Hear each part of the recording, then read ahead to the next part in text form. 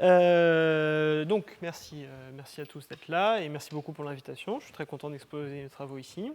Donc, je vais vous parler effectivement du calcul de fonctions de Wannier. C'est un travail qui est en collaboration avec Eric Cancès et Gabriel Stolz, qui sont du CERMIX, du labo de maths de l'École des Ponts, et Gianluca Panatti, qui est de Rome. Donc, nous, on est plutôt analyste numéricien, et Gianluca Panatti, c'est plutôt quelqu'un qui vient de la communauté de la physique mathématique. Et donc on a fait un travail ensemble pour le calcul de ces fonctions de Wannier. Donc je vais commencer par faire un bref rappel sur ce que c'est que la structure électronique des matériaux et des cristaux en particulier, et développer la théorie de blocs qui permet de traiter les cristaux au niveau quantique, et les fonctions de Wannier qui sont une façon de récupérer de la localité dans un modèle qui a perdu de la localité en passant à des modèles périodiques. Je vais expliquer les façons usuelles de construire ces fonctions de Wannier en pratique, et notre algorithme qui a pour but de faire ce que font ces gens-là, mais en plus robuste, c'est-à-dire que ça donne toujours une réponse et toujours une bonne réponse. Alors, question d'introduction, j'ai cette molécule cette maille unité d'un cristal qui est un cristal de silicone, et je me pose comme question, quelle est la distance entre ces deux atomes? Okay. Je peux me poser ça comme question, je peux me poser plein d'autres questions sur ce genre de trucs. Comment est-ce que je fais pour modéliser ces choses-là et calculer ces choses-là? Donc la première approximation très classique, c'est l'approximation de Born-Oppenheimer, qui consiste à dire que là, vous avez des noyaux qui sont des particules ponctuelles, classiques, et autour, vous avez un nuage d'électrons que je vais traiter de façon quantique. Donc, comment je fais pour traiter les particules quantiques? Je me retrouve avec un problème à n-corps quantique, et pour traiter le problème à n-corps quantique, je sors mon équation de Schrödinger à n-corps, qui me dit il faut résoudre cette équation ici, où j'ai noté par R la position des atomes, pour en garder trace pour après. Donc il faut que je traite cette équation, que je résolve cette équation. Une fois que j'ai résolu cette équation, je peux calculer les forces qui s'exercent sur les noyaux, et j'équilibre les forces, et je m'aperçois qu'à l'équilibre, ma constante de lattice vaut une certaine valeur. Okay, donc c'est comme ça qu'on calcule ce genre de propriétés.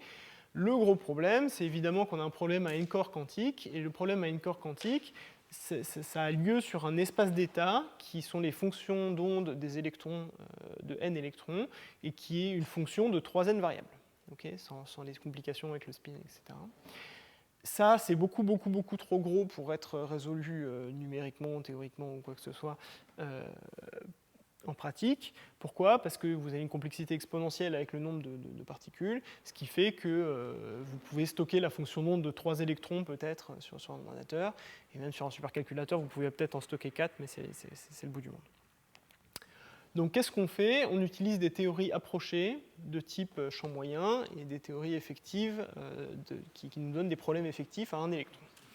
Une des théories les plus utilisées, c'est la théorie de Kohn-Sham, la théorie de la fonctionnelle de la densité, du formalisme de Kohn-Sham, qui vous dit, pour résoudre votre problème à n électrons, vous résolvez ce problème effectif à un corps, pour un seul électron, et pour plusieurs fonctions propres de cet opérateur, qui est un problème non linéaire et autocohérent par la présence de la dépendance de ce potentiel ici en la densité, qui est donnée comme la somme des carrés des orbitales, okay, de chaque électron. Le gros avantage, c'est qu'on est passé d'une fonction de 3n variables à n fonctions de 3 variables. On a dégagé la complexité exponentielle. Évidemment, c'est une théorie approchée, donc on modélise les effets d'échange-corrélation par des fonctionnels approchés, donc typiquement LDH et GA. Il y a toute une zoologie de fonctions comme ça. Ce n'est pas du tout mon propos ici, c'est juste pour expliquer d'où viennent les modèles que je traite. Donc on se retrouve à résoudre ce type de problème. Donc ça, c'est typiquement, je vais oublier l'effet de la non-linéarité pour l'instant, vous avez typiquement du moins Laplacien plus V, où V est un potentiel, que je vais résoudre comme ça, et je vais chercher les premières fonctions propres. Donc numériquement, comment ça se passe? C'est un problème qui est posé sur tout R3, donc vous commencez par le tronquer, vous le mettez dans une grosse boîte, avec des conditions limites, donc le plus simple, au moins pour les applications que je regarde ici, c'est des conditions limites périodiques. Et vous discrétisez ça, et une des discrétisations assez utilisées, c'est d'utiliser des ondes planes. Donc vous développez vos fonctions dans votre boîte en cosinus, sinus jusqu'à un certain ordre, vous tronquez, vous ramenez un problème algébrique. Okay. C'est assez pratique comme discrétisation, ça converge très vite quand les fonctions sont régulières, enfin bon, ça a de bonnes propriétés.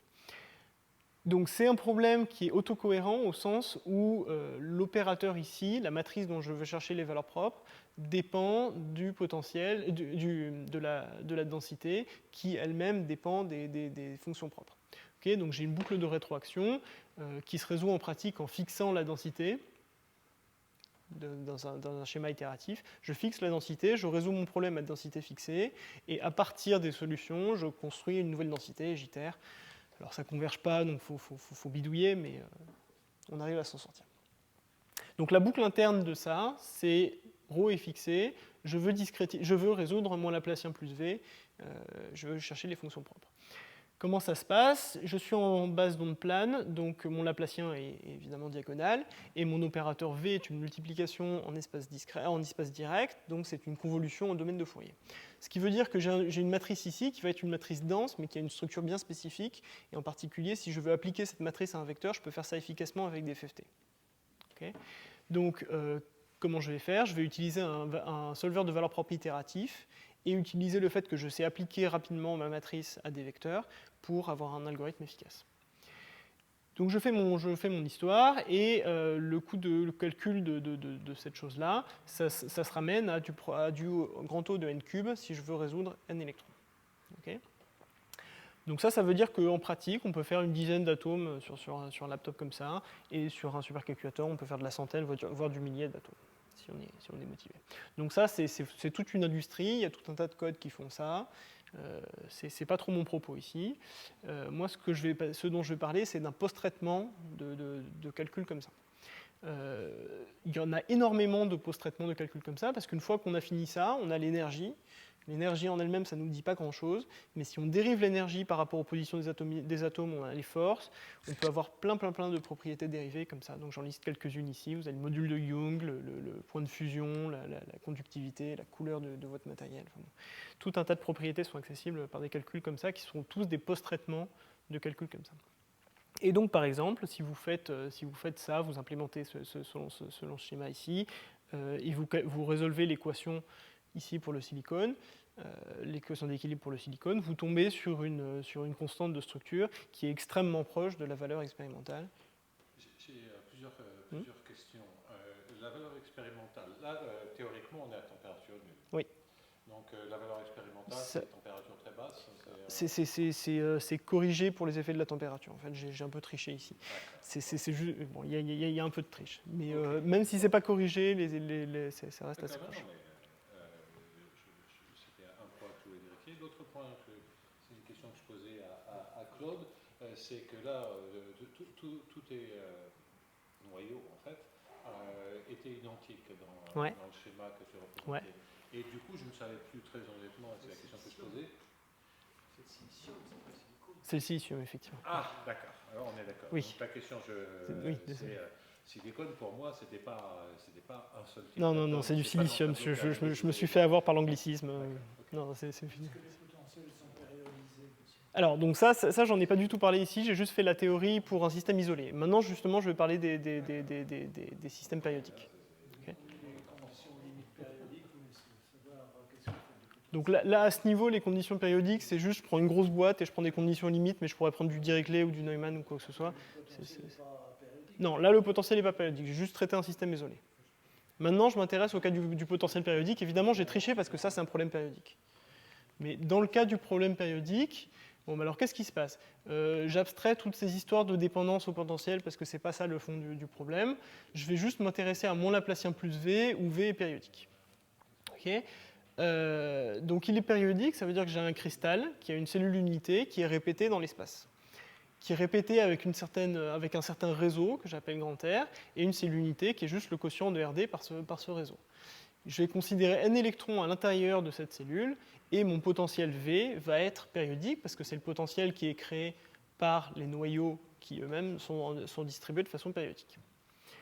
Donc comment je traite un système comme ça? Donc la façon naïve, c'est de dire, Bon, ben, je vais prendre ma cellule unité, je la répète 10 fois par 10 fois par 10 fois, je traite l'énorme système comme ça, et je calcule son énergie, je calcule ses propriétés, et voilà. Et j'espère que si L est suffisamment grand, je vais converger vers la limite thermo, qui est la limite pour un système infini. Ça marche. Le problème, c'est que je me retrouve avec L cube fois n orbital. Et donc, comme mon coût de calcul est en n cube, je me retrouve avec du L9, ce qui est assez violent, et je ne peux pas du tout faire des supercellules 10 par 10 par 10. Heureusement, il y a une astuce. L'astuce, c'est que j'utilise la décomposition de blocs. Donc, la décomposition de blocs, imaginez que vous avez mon Laplacien plus V qui est juste en 1D, donc c'est même pas un Laplacien, c'est juste une dérivée seconde. Vous avez un potentiel V qui est périodique avec période de pi, donc ça définit un opérateur. Et l'observation fondamentale, c'est que cet opérateur ici commute avec les translations de mon réseau, parce que le Laplacien est invariant par translation et que V est périodique. Okay. Donc ça, qu'est-ce que ça veut dire? Bon, si vous avez deux matrices qui commutent, je peux trouver une base commune de vecteurs propres. Donc ça veut dire que je vais vouloir essayer de chercher les vecteurs propres de cet opérateur sous la forme des vecteurs propres de l'opérateur de translation. Quels sont les vecteurs propres de l'opérateur de translation? C'est un petit calcul, c'est les fonctions qui sont de la forme V de R exponentielle IKR, donc c'est des fonctions périodiques modulées par une oscillation plus lente. Okay. Et donc ça, c'est un vecteur propre de l'opérateur tau avec une valeur propre donnée par ça. Et je vais chercher les fonctions propres de cet opérateur sous cette forme. Je remplace et je me retrouve avec une équation effective pour la partie périodique. Donc ça, c'est ce qu'on appelle les ondes de bloc. Et je vais regarder la partie périodique des ondes de bloc, qui sont donc modulées sur tout l'espace. Et les parties périodiques vérifient une équation ici qui est absolument similaire à celle-là, à part que j'ai remplacé un peu mon opérateur, mon Laplacien, qui était égal à moins y grade au carré. Je l'ai remplacé par moins y grade plus k au carré. Okay. Donc voilà, ça c'est et cet opérateur ici, je le traite avec des conditions limites périodiques sur ma cellule unité. Okay. Et si je résous ce problème-là pour les VNK, où k est le pseudo-moment qui apparaît ici et n est juste l'ordre de la fonction propre à k fixé, j'engendre tout l'espace de mes fonctions propres. Okay. Donc ça me donne un epsilon nk qui sont les valeurs propres de cet opérateur en chaque point k. La généralisation en 3D, c'est la même chose, à part que là, j'ai une cellule unité, et j'ai un réseau qui est juste ZD. Je vais prendre ZD pour simplicité, mais évidemment, on peut traiter d'autres types de réseaux. Et je me retrouve avec une équation comme ça, moins y grade plus k carré, plus v pair. Et j'ai quelque chose qui va être extrêmement important pour la suite, c'est le réseau réciproque, qui est juste l'ensemble des coefficients de Fourier, en fait, des fonctions périodiques. Et je vois que si je traite une onde de bloc à petit k qui est dans RD, ce que j'appellerai plus tard la zone de Brillouin, et grand K qui est dans ce réseau réciproque, et je me retrouve avec en fait une fonction qui est exactement de la même forme que mon onde de bloc à petit k. Donc ça me dit que j'ai juste à regarder petit k qui varie dans la zone de Brillouin, qui est juste une cellule unité du réseau réciproque. Okay. Quelque chose qui va être extrêmement important pour la suite, c'est la symétrie de renversement du temps, qui me dit que quand je regarde moins k, donc qu'est-ce qui se passe, je mets moins k ici, je m'aperçois soit que ça revient juste à conjuguer mon opérateur. Donc si VNK est une fonction propre pour l'opérateur à k, et son conjugué est une fonction propre pour l'opérateur à moins k. Ça va être important pour la suite. Donc ça, c'était la version physicienne. On dit je commute avec les translations, je cherche comme des fonctions propres communes. La version mathématicienne, c'est de dire que j'introduis la transformation de blocs floqués. Alors, la transformation de blocs floqués, il y en a deux variétés. Moi, j'utilise une convention qui n'est pas forcément celle que tout le monde utilise, mais c'est la plus simple pour les calculs que je vais faire après. Donc, je vais définir une transformation qui part d'une fonction de L2 de RD et qui envoie une fonction comme ça sur une famille de fonctions VK de R qui sont périodiques en R et qui vérifient certaines propriétés de pseudo-périodicité en K. Okay. Donc je passe d'une fonction d'une variable à une fonction de deux variables, R et K. Comment est-ce que je définis ça? Je définis par cette formule-là. Donc cette formule-là, Elle est assez visuelle en fait. Je me donne une fonction. Donc là, je représente psi chapeau, la transformée de Fourier de psi. Bon, mais qu'est-ce que je fais? Je me place à un point K et je regarde tous les K plus K. Ok, comme ça. Et maintenant, je groupe les valeurs de leur transformée de Fourier. Et si je groupe comme ça, de façon périodique, avec plus K, moins K, etc., et que je regroupe tous ces coefficients, toutes ces valeurs ici, de toutes ces valeurs, je peux faire des coefficients de Fourier. Et je peux définir une fonction par ces coefficients de Fourier. Donc c'est ça que vous avez ici.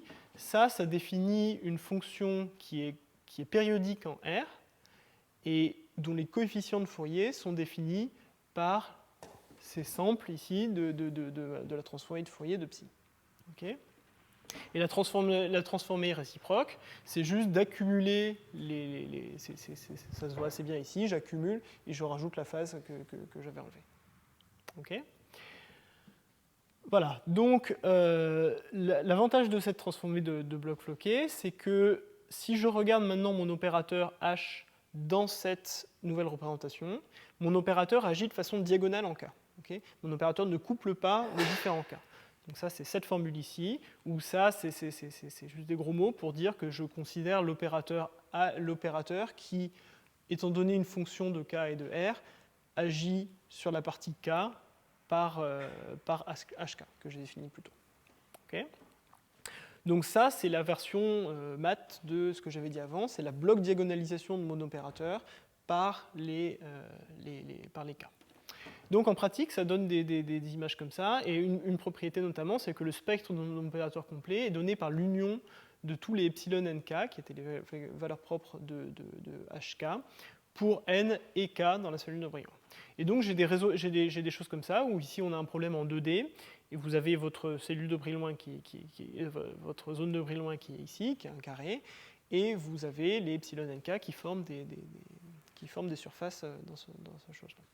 Et vous pouvez avoir des comportements un peu compliqués, avec des croisements, des choses comme ça. Ça, c'est très important, parce que c'est ça qui explique est-ce que mon matériau est un métal ou un isolant en particulier.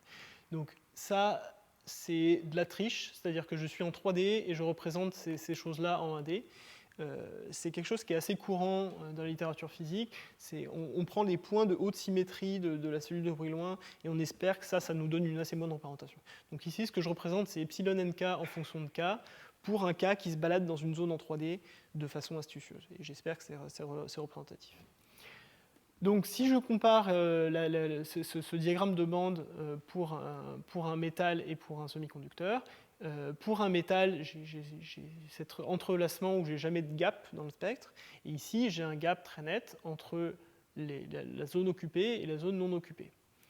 Okay. Et si je remets ça sur la densité d'état, que je n'ai pas défini, mais c'est pas grave, c'est ce dessin ici, où vous avez un isolant où il y a un assez bon gap entre les états occupés et les états non occupés. Un semi-conducteur, c'est comme un isolant, mais le gap est plus petit. Et un métal, j'ai pas du tout de gap. Okay, comme ici.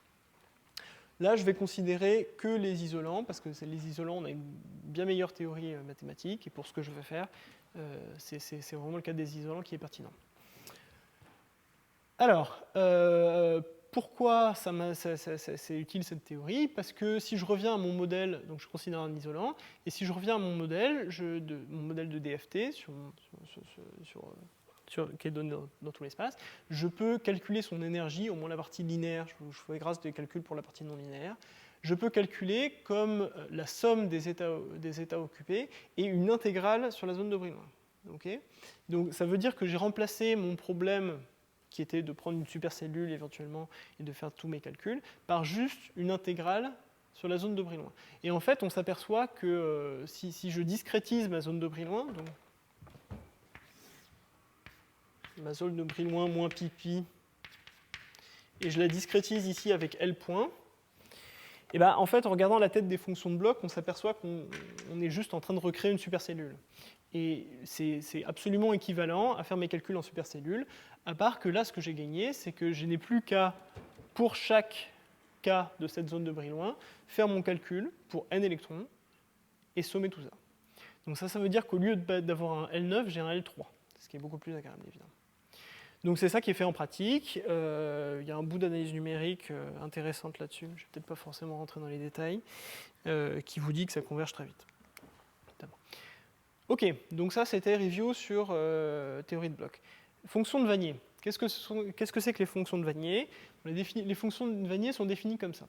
Donc je considère juste une bande, donc je reprends mon dessin ici et j'isole une bande qui est isolée du reste, pas ce dessin-là.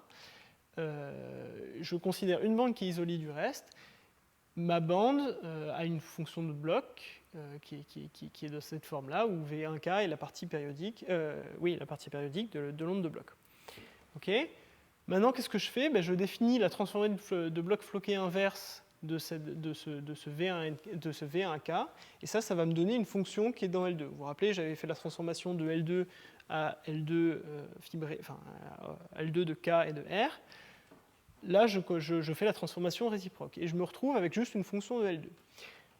Le truc extrêmement intéressant, c'est que si je considère cette fonction et c'est translaté, selon mon réseau, j'ai une base orthonormale qui engendre exactement le même espace que mes ondes de bloc. Okay. Donc j'ai juste fait une transformation unitaire entre les deux, c'est deux représentations complètement équivalentes. L'avantage, c'est que le W1R, je l'écris sous cette forme ici, et je m'aperçois que je fais une intégrale. Donc R, c'est le réseau, R étoile, c'est le réseau réciproque, et B, c'est la cellule unité du réseau réciproque. Donc ça, c'est rien d'autre qu'une intégrale sur tout l'espace. Et j'ai la formule exacte de transformée de Fourier d'une certaine fonction, qui est ici.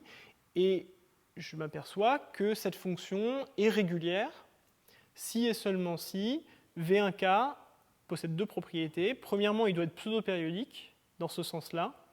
Et il doit être continu, smooth, en indice petit k. Donc le dessin, c'est que sur ma cellule, sur ma zone de Brillouin ici, j'ai un V1K en chaque point, et il faut que ici, il soit lié à celui-là, et qu'il se balade de façon continue entre les deux. Okay. Et à cette condition, W est localisé. Okay. Donc l'image ensuite, c'est que en chaque point de mon réseau, maintenant, je suis en espace réel. Donc, je suis dans... Ça, c'est mon espace réel.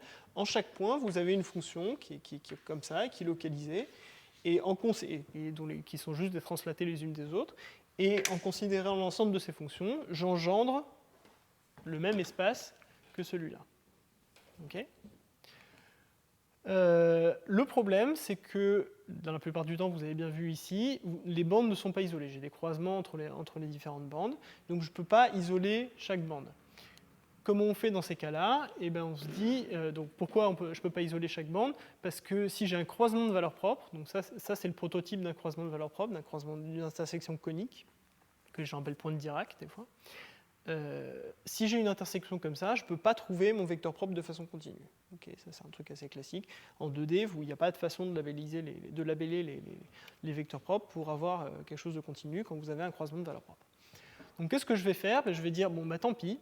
Ce qui m'intéresse, ce n'est pas vraiment les bandes individuellement, c'est l'espace engendré par ces bandes. Okay. Donc, je vais essayer de trouver des combinaisons unitaires de mes vecteurs propres, de mes VNK, sous cette forme ici. Je vais obtenir des choses qui ne sont pas des fonctions de bloc, mais qui sont des pseudo-fonctions de bloc.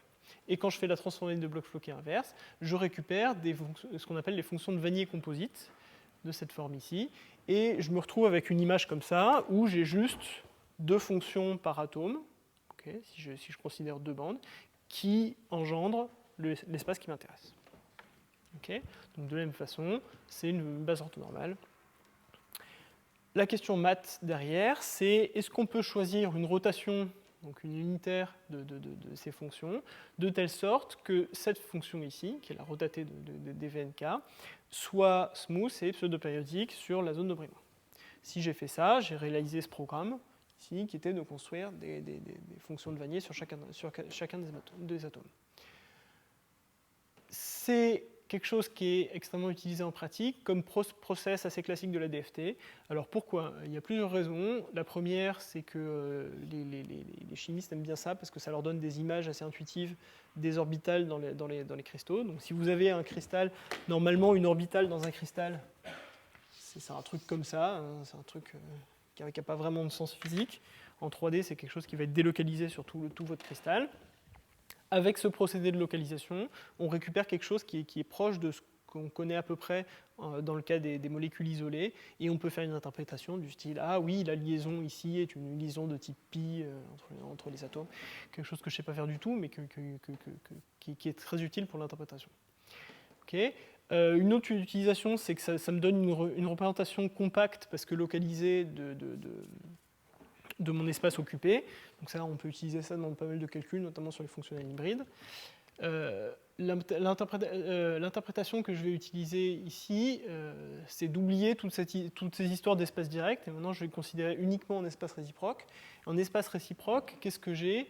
Eh bien, j'ai une base continue, même smooth, et périodique de mon espace d'intérêt.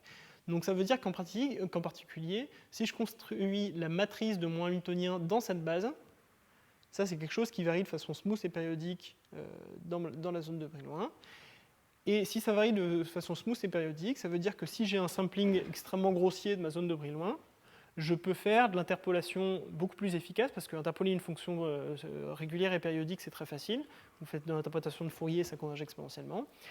Et je peux obtenir des diagrammes de bande, en reconstruisant les valeurs propres de cette matrice, qui sont extrêmement précis. Donc ça, c'est un papier de Yates en 2007, où ils prennent des samples ici à juste 5 points, et ils reconstruisent des diagrammes de bande comme ça, où ils reconstruisent des choses extrêmement fines, du type des croisements évités entre valeurs propres, qui sont extrêmement subtils. Donc ça, on ne l'aurait pas juste en faisant une interpolation des valeurs propres, évidemment, parce que c'est vraiment très chaotique.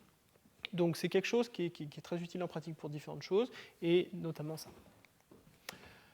Alors, est-ce que c'est possible ? Donc si je vous ai montré ça, c'est bien qu'il y ait des gens qui font ça en pratique. Est-ce que c'est possible d'un point de vue mathématique ? C'est pas complètement trivial. Quel est mon problème ? Je cherche des fonctions ici qui forment ce que je vais appeler un frame, donc qui est une base orthogonale de l'espace qui m'intéresse, qui est périodique, donc pseudo-périodique, mais en fait dans la suite, on peut se ramener, c'est une petite transformation algébrique, à juste cet opérateur ici qui vaut l'identité. Donc oubliez ces histoires de pseudo, maintenant je regarde juste du périodique. Donc je veux une base périodique et continue, le plus régulière que je peux, de cet espace. Et j'aimerais bien aussi avoir une propriété de conjugaison, parce que ça me donne des fonctions de Wannier réelles. Donc ça, si je peux l'avoir, c'est encore mieux. Le problème, c'est que ça peut faire apparaître des obstructions topologiques. Pourquoi ? Parce que je suis en train de dire, j'ai en chaque point de mon tor, là, sur la zone de Brillouin et la topologie d'un tor, j'ai en chaque point un espace de dimension 1, mettons, si j'ai juste envie d'avoir une seule bande. Donc j'ai un espace vectoriel dans chaque point, je me balade et je veux avoir une base de cet espace. Donc en dimension 1, c'est juste un vecteur qui varie continuellement et périodiquement.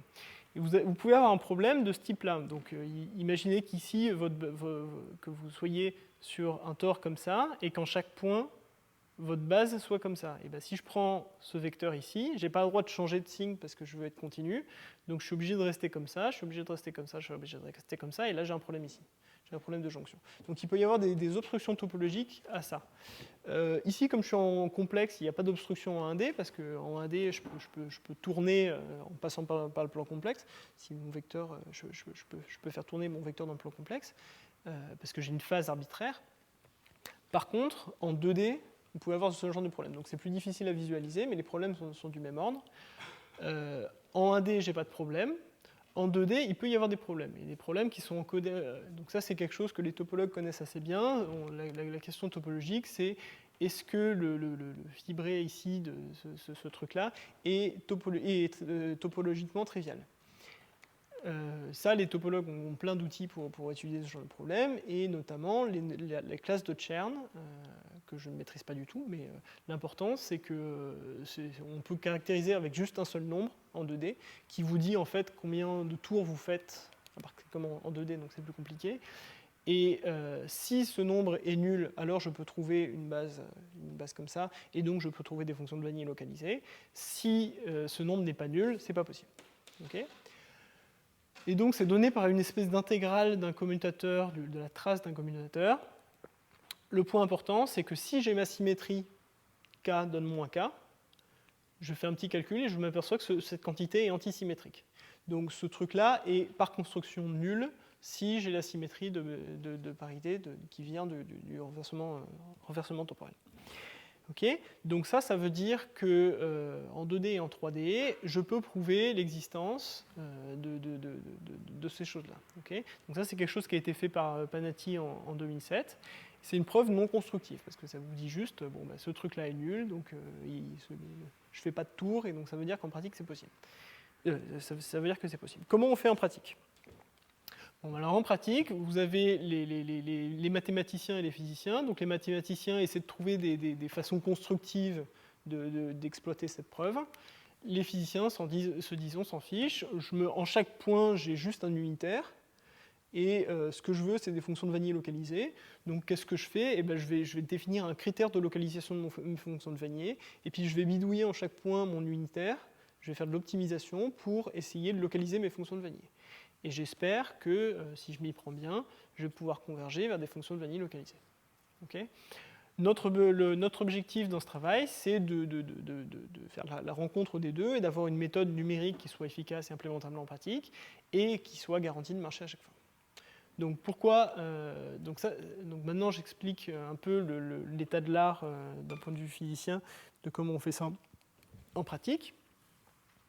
Donc en pratique, je vous ai dit, on trouve un critère de localisation. Donc ça, je somme les variances de ces petits bidules ici. Et ça va me donner un critère de localisation de mes fonctions de Vannier. Et je vais minimiser ce critère, okay, en jouant sur l'unitaire que j'ai en chaque point de ma zone de Brénois. Okay.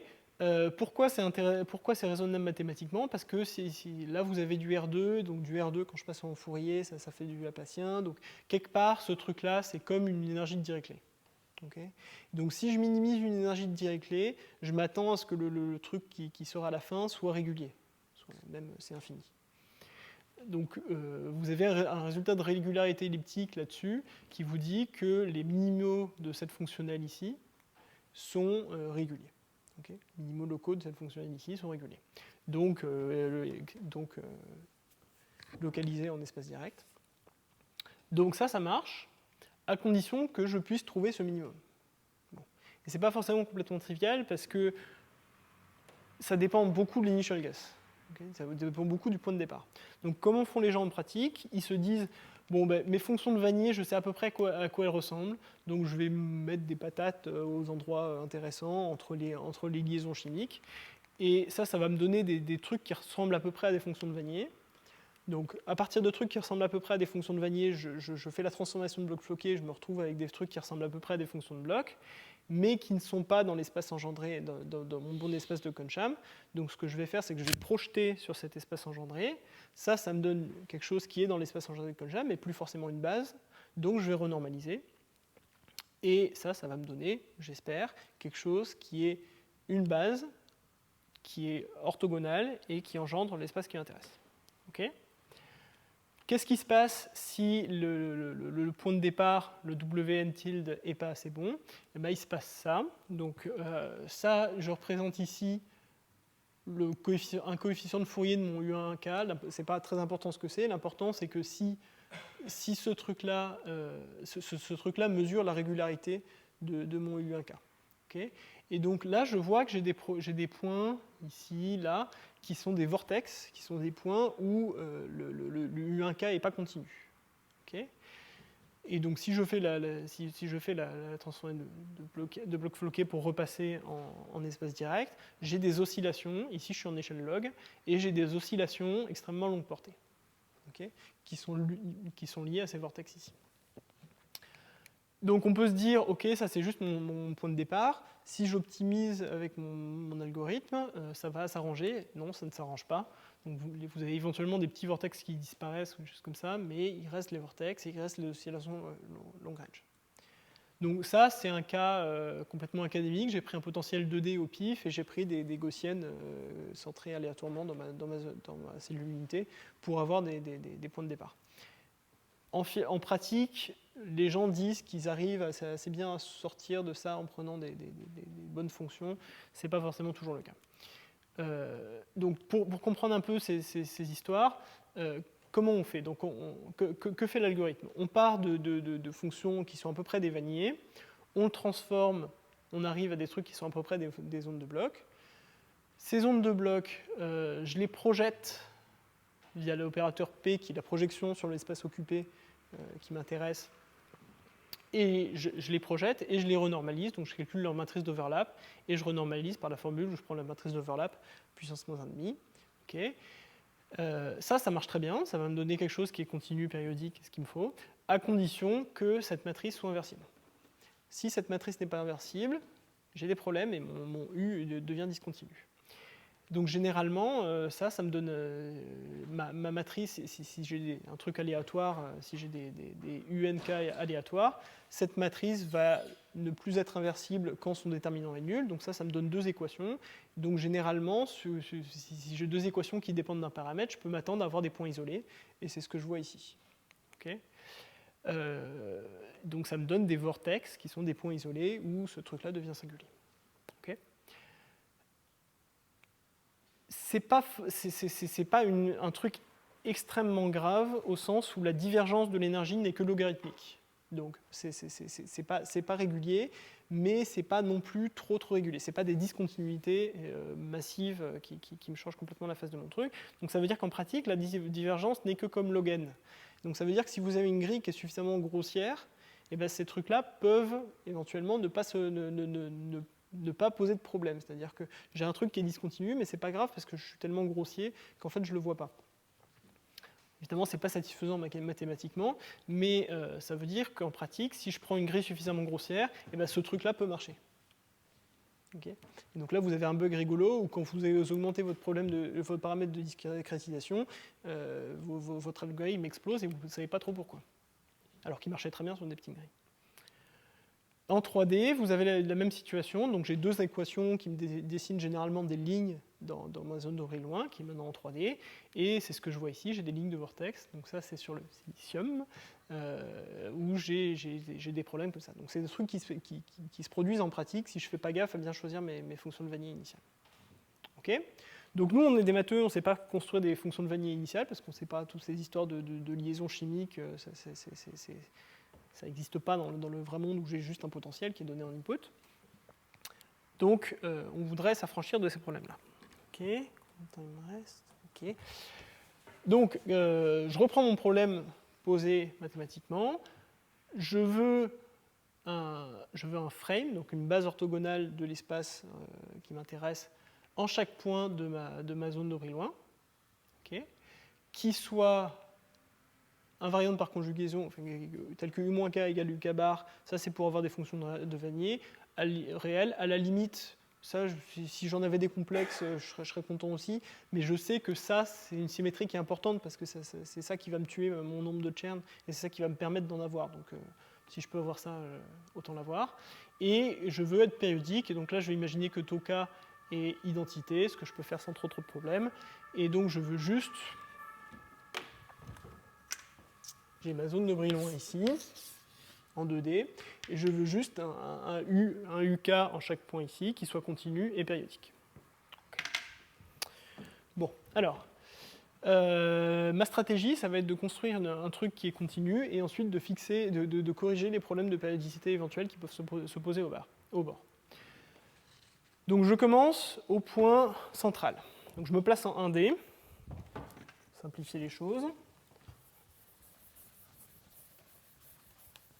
Donc en 1D, j'ai ma zone de bris loin qui va de moins pi à pi, moins 1,5 à 1,5, j'ai mis. Je commence ici.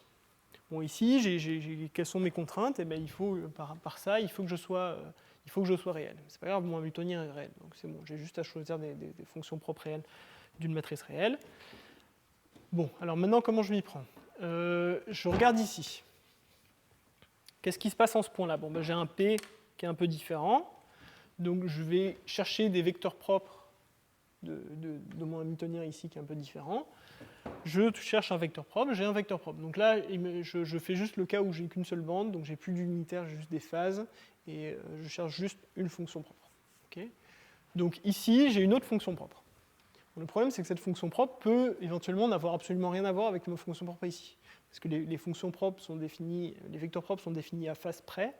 Et donc ce que je vais chercher à faire, c'est trouver une phase ici qui me rend ce vecteur ici proche de celui-là. Okay.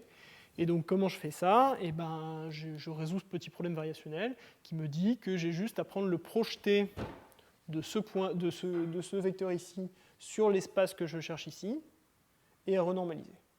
Okay. Donc tout simple. Ça me donne, la phase que je veux mettre ici. Et si je continue comme ça, j'ai quelque chose qui va être continu, dans la limite continue. Ok. Bon, alors le problème, c'est que ici, donc je propage comme ça, mais ici, je suis plus forcément pareil que lui. Ok.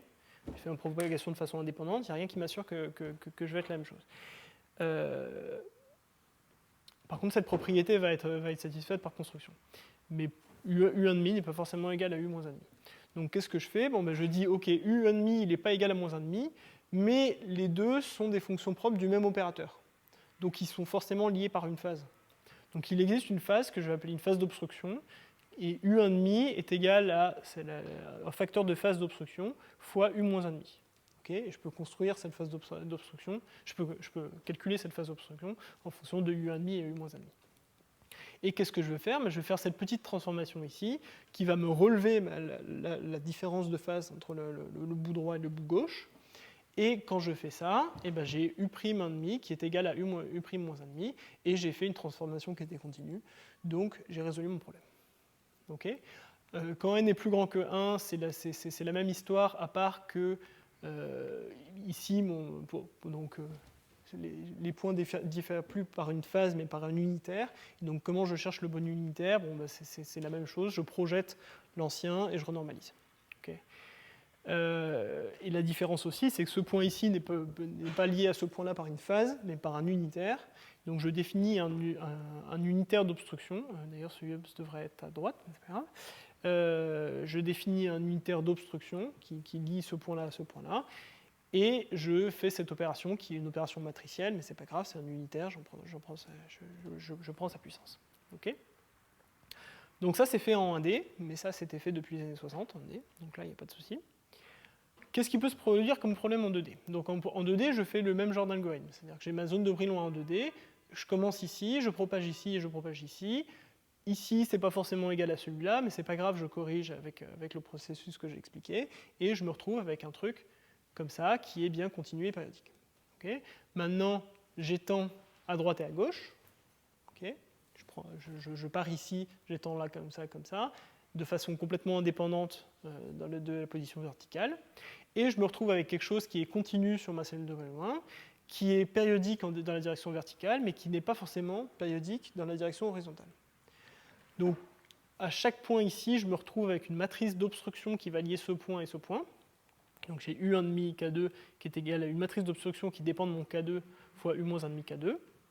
Bon, ben, je me dis, bon, c'est pas grave, je fais comme avant. Hein, je prends mon UOPS, je le mets à la puissance moins K1 et je redresse ce truc. Alors, le problème, c'est qu'ici, j'ai pris une puissance d'une matrice unitaire, donc je regarde des puissances non entières de valeurs qui sont complexes, et j'ai un branch cut. Okay, il faut que je définisse, il faut que je prenne une détermination du logarithme, par exemple un truc comme ça. Et le problème, c'est que si j'ai une valeur propre qui passe cette détermination, et ben ça va devenir non continu, parce qu'ici il va avoir une phase pi et ici il va avoir une phase moins pi. Donc c'est ce qui peut se passer en pratique. Les valeurs propres de UOPS de K2 peuvent passer à travers la détermination du logarithme, et je me retrouve avec des choses comme ça. Ou la valeur propre en bleu. Donc là, je dessine le logarithme, la partie imaginaire du logarithme de ma matrice unitaire, les valeurs propres de ma matrice unitaire, et j'ai une discontinuité comme ça. Ou j'ai une valeur propre qui part ici, qui se balade comme ça, et qui passe ici, mais j'ai une discontinuité. Bon, ça c'est pas grave, hein, j'ai juste à le corriger. Je dis que quand je passe ici, bah, je retiens là où j'étais avant, et quand il se passe ici, bah, je lui prends moins pi, moins quelque chose, au lieu de prendre plus pi. Et donc ça, je peux corriger mon algorithme comme ça. Ça marche très bien, à deux conditions. Premièrement, il ne faut pas que cette valeur propre ici aille se reperdre ici. Il ne faut pas qu'elle fasse deux tours. Donc si j'ai une valeur propre comme ça, qui fait un tour comme ça, si je prends son logarithme de façon continue, le logarithme va faire un tour et je ne vais jamais être périodique à la fin. Donc il ne faut pas que je fasse deux tours et il ne faut pas que j'ai une collision entre cette valeur propre ici et celle-là. Parce que là, du coup, vous avez un nombre de tours qui est plus consistant, qui est plus cohérent, et ça ne marche plus. Ça peut effectivement se produire en pratique. Ça peut éventuellement se produire en pratique dans les matériaux qui sont des isolants topologiques. Donc ça, c'est encore tout un autre domaine de recherche. Prix Nobel d'ailleurs de cette année pour Haldane, dont je présente le modèle ici. Le modèle de Haldane, c'est un modèle avec une seule bande, où vous avez rupture de la symétrie de renversement du temps. Et donc ça fait que vous pouvez avoir des valeurs propres qui font un tour. Et donc, typiquement, j'ai une transition ici entre ce paramètre et ce paramètre, où je passe d'une phase topologiquement triviale à une phase topologiquement... Enfin, je gagne un nombre de Chern, en fait, et ici, je ne peux plus résoudre mon problème. Bon, ça, c'est complètement interdit par le fait que j'ai supposé avoir une symétrie time reversal. La symétrie time reversal me garantit que UOBS de moins k est égal à UOBS de k transpose. Et donc ça fait des images comme ici, où vous avez une symétrie gauche à droite, une symétrie miroir au milieu, qui vous interdit complètement d'avoir une valeur propre ici, qui redescend comme ça, et qui passe et qui fait un tour. Okay. Par contre, ça n'interdit pas que cette valeur propre collisionne avec celle-là. Ça, c'est pas du tout un problème. C'est pas interdit par cette symétrie. Et il se trouve que ça se produit dans certains modèles qui sont des modèles un peu exotiques aussi, qui sont ce qu'on appelle des isolants topologiques de type Z2. Et je ne rentre pas dans les détails, mais c'est encore tout un pan de physique, où vous avez ce type de collision ici entre une valeur propre qui collisionne avec une autre en -1. Okay. Et ça pose problème pour mon algorithme parce que les valeurs propres vont s'échanger et je ne vais jamais pouvoir trouver de logarithme de détermination de phase cohérente, c'est-à-dire continue et périodique. En pratique, ça ne se produit pas. Donc ça, c'était encore un cas bien exotique avec une symétrie qui était une symétrie de type fermionique, donc vous êtes relié à votre point ici, à votre point ici par un opérateur qui est plus juste une conjugaison, mais qui est un opérateur tel que si vous le faites deux fois, vous tombez sur -1. Donc c'est un espèce de truc d'une symétrie fermionique, donc qui est assez exotique, qu'on n'a pas dans les matériaux usuels, parce qu'on a juste une symétrie de conjugaison dans les matériaux usuels. Et en pratique, des situations comme ça, on n'en voit pas. Donc sur les tests qu'on a fait avec des potentiels réalistes, des potentiels aléatoires, des trucs un peu bizarres, on n'a jamais réussi à forcer nos systèmes à avoir des collisions. Alors, est-ce que c'est parce que c'est juste rare, les collisions de valeurs propres? Donc, il y a toute une théorie sur la rareté des collisions de valeurs propres qui vous disent que les collisions de valeurs propres sont des phénomènes qui se passent génériquement en codimension 3. Donc, en codimension 3, ici, on n'en a pas. Donc, on a juste une matrice qui dépend d'un seul paramètre. Et en 3D, ce que je présenterai juste après, c'est pareil. Ou est-ce qu'il y a des problèmes topologiques qui font que c'est interdit d'avoir un croisement de cette valeur propre et cette valeur propre? Donc ça, on ne sait pas, on aimerait bien comprendre, mais pour l'instant, on ne sait pas. Si ça se produisait en pratique, il y aurait des façons de s'en sortir. Donc il y a une façon qui est donnée dans ce papier, qui est un papier théorique, donc ils disent qu'en pratique, donc c'est un papier de physique mathématique qui dit voici comment implémenter les choses en pratique, mais si vous implémentez ce qu'ils disent ici, c'est complètement instable parce que ça revient à lever le croisement mais ça va complètement exploser. Donc est-ce qu'il y a des façons simples de corriger ce problème-là qui soit numériquement stable? On ne sait pas. Mais comme on n'a pas trouvé de cas où il y avait un problème, on ne peut pas vraiment tester ça en pratique. Voilà, donc ça, c'était tous les problèmes qui peuvent se passer. En pratique, vous avez des choses comme ça, et où il n'y a absolument aucun problème. Je peux trouver des logarithmes, je peux trouver des puissances de ma matrice, et j'ai aucun souci. Donc comment je fais? Donc toujours, je représente toujours des choses qui représentent la régularité de ma fonction quand je me balade dans la zone de Brillouin. Donc vous avez la zone de Brillouin ici, qui est ce petit carré, et les carrés autour, c'est des images périodiques, et votre fonction n'est pas périodique, parce que je vous avais dit tout à l'heure, elle est pseudo-périodique, donc retenez juste que si la fonction est smooth comme ça, c'est que c'est bon. Donc je commence sur un truc qui est périodique dans la direction verticale, mais pas périodique dans la direction horizontale. Je commence par corriger les coins, et j'ai un truc qui n'est pas périodique, mais qui continue en ces points-là. Et ensuite, je corrige les faces, okay, les arêtes. Et si je trace les fonctions de vanille correspondantes, eh bien, je vois ici des énormes oscillations dans la direction x, parce que je ne suis pas périodique en x. Ici, j'ai des oscillations c'est toujours du même type, parce que je suis toujours discontinu en x. Et ici, j'ai beaucoup moins d'oscillations dans la direction x, et j'ai une décroissance qui n'est pas parfaite, parce que j'ai juste corrigé la fonction, je n'ai pas corrigé ses dérivés. Donc, vous avez toujours une décroissance algébrique ici. Mais ce n'est pas grave. Pourquoi c'est pas grave? Parce que maintenant, ça forme un super input pour l'algorithme de minimisation. Donc je passe par la moulinette du truc de minimisation et j'obtiens un truc qui est bien localisé. Donc là, je suis content, je suis rassuré, mon algorithme marche. Okay. Donc ça, c'était l'algorithme en 2D. Comment ça se passe en 3D? C'est la même chose, mais en plus compliqué. C'est-à-dire que vous avez votre zone de Brillouin qui est maintenant un cube. Donc vous commencez par traiter, pas une face, mais le plan de ce cube pour la coordonnée 1 qui vaut 0. Je fais le traitement que j'ai fait avant. Je propage en haut, en bas. Je me retrouve avec un truc qui est continu et périodique dans toutes les directions, à part la direction comme ça. Et j'ai une obstruction qui lie le point ici au point ici. Et de la même façon, je cherche un logarithme, donc une puissance de UOPS qui dépend maintenant de 2 paramètres. Je fais ma correction et je retrouve un truc qui est périodique dans toutes les directions. Okay. Et de la même façon, il peut y avoir des collisions problématiques, mais on n'en a jamais vu.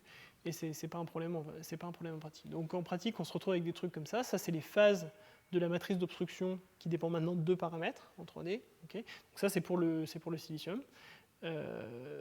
J'ai une phase comme ça qui est non nulle, j'ai une obstruction non nulle sur tout mon truc. Je commence par corriger les coins, donc j'ai plus d'obstruction dans les coins. Je corrige les arêtes, j'ai plus d'obstruction dans les arêtes, mais j'ai toujours une obstruction au milieu, et ensuite je corrige l'obstruction au milieu comme j'ai fait. Okay. Voilà, donc ça c'est notre algorithme à l'œuvre.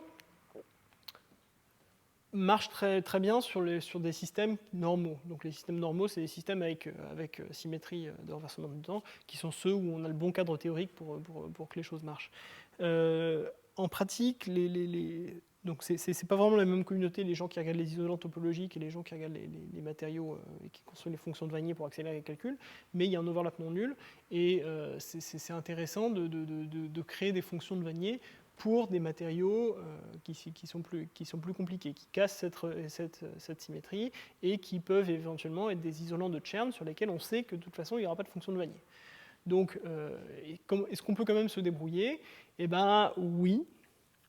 Oui et non, donc on ne peut pas se débrouiller parce que le théorème nous dit que ce n'est pas possible. Par contre, ce qu'on peut essayer de faire, c'est trouver plus de fonctions de Wannier. Donc mettons que j'ai envie de représenter une bande, la bande de mon Haldane. Je sais que je ne vais pas pouvoir trouver une seule fonction localisée à chaque site, mais peut-être que je peux trouver 2 fonctions telles que ça forme une base surcomplète, si vous voulez, et j'engendre plus de choses, mais en particulier j'engendre l'espace qui m'intéresse. Et ça c'est la seule chose qui m'intéresse pour faire de l'interpolation de valeurs propres, par exemple, et pour faire un certain nombre de types de calculs.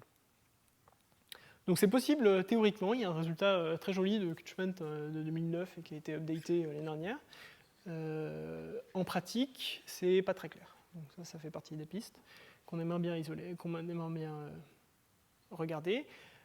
Un truc qui est extrêmement important en pratique, qui est quelque chose que les gens font systématiquement en pratique, qui a l'air de marcher pour ce qu'ils en font, c'est de construire des fonctions de Wannier pour des métaux. Alors des métaux, c'est la situation par exemple que j'ai là, où vous n'avez juste pas de séparation entre les... Vous ne pouvez pas dire ça c'est une bande, ça c'est les bandes isolantes et elles sont isolées du reste.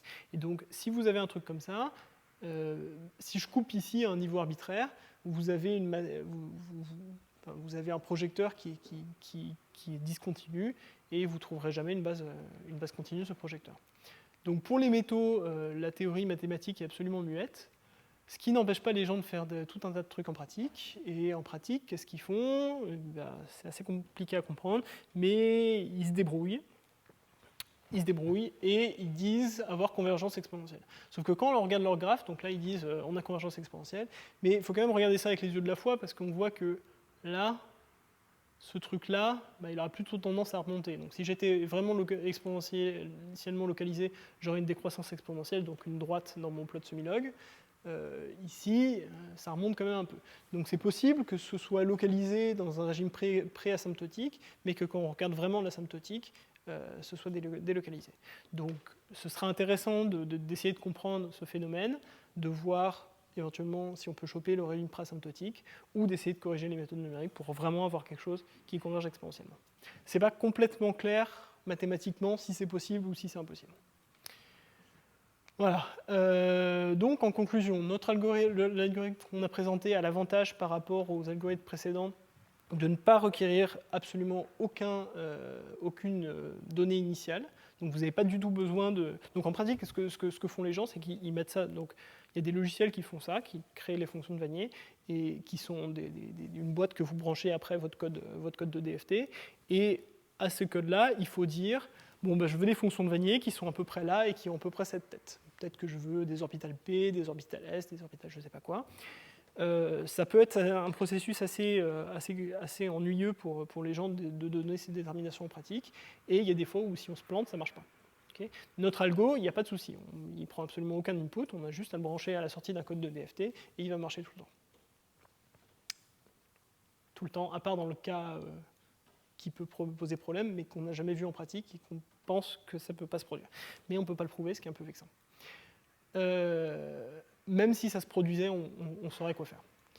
Donc les future work, ce qu'on aimerait bien faire, c'est implémenter dans justement ces gros codes utilisés en pratique, tester ça sur des systèmes un peu plus réalistes, parce que là on a pris quand même des modèles assez joués, mais qui sont quand même assez réalistes. Notre algorithme ne traite pas les symétries, donc ça c'est quelque chose qui est assez important en pratique. Si vous avez un cristal qui a certaines symétries, autre que la périodicité, donc peut-être qu'il a une symétrie d'inversion, peut-être qu'il a une symétrie planaire, peut-être qu'il a je ne sais pas quoi. Les fonctions de Vanier qui sont produites par cet algo ne sont a priori pas symétriques. Donc on se dit qu'en exploitant les symétries, on peut peut-être... Non, c'est pas forcément un problème si on veut juste faire de l'interpolation, parce que là on s'en fiche, on a juste mathématiquement une décroissance exponentielle. Peut-être qu'en exploitant les symétries, on pourrait quand même être plus efficace. Donc voilà, on pourrait essayer d'adapter cet algorithme. Et quelque chose qui est extrêmement intéressant, c'est d'essayer d'aller vers les isolants topologiques, donc toutes ces histoires de modèles de Haldane et de Kane-Meillet, essayer de comprendre vraiment ce qui se passe dans ces régimes-là, si on peut lier ça à notre algorithme, etc. Et quelque chose que j'aimerais beaucoup faire, c'est traiter les problèmes des bandes non isolées et des métaux. Est-ce qu'on peut créer des espèces de fonctions de Vanier? Si vous demandez à un physicien, il vous dit oui, il n'y a pas de souci, je l'ai fait la semaine dernière, mais est-ce que c'est vraiment des fonctions de Vanier exponentiellement localisées? C'est pas clair. Voilà. Et merci beaucoup. Merci bien.